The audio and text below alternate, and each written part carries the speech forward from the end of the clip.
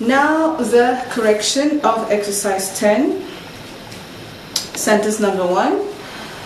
I will buy you an MP3 player as long as you agree to study harder. But you can also use the second conditional in this sentence and say, I would buy you an MP3 player as long as you agreed to study harder. So it depends on how possible or likely the situation is. If the person thinks that the situation is highly unlikely, he can choose to use the second conditional. Number 2. Would you be interested in investing in more technology if you had the chance?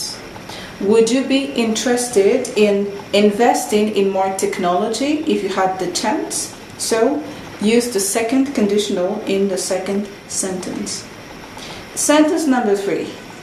If I started this technology course again, I think I'd do it differently. If I started this technology course again, I think I would do it differently.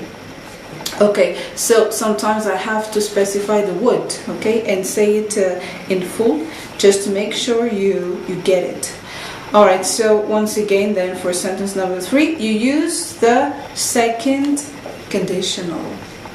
Number 4. Imagine you had £1 million. What would you do with it? Imagine you had £1 million. What would you do with it? Second conditional again. Number 5.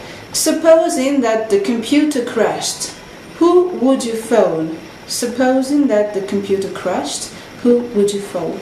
So here you can choose to use the second conditional if you think that the situation is highly unlikely.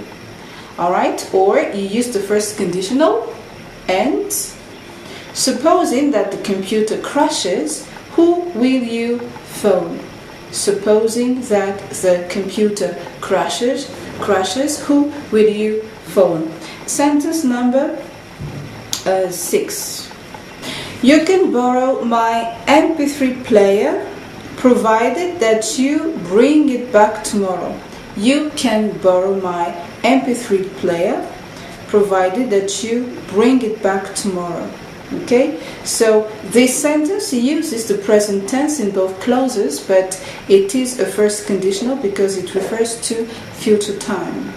Okay, so can sometimes replace will in the first conditional sentences. It depends on the meaning that you want to focus on.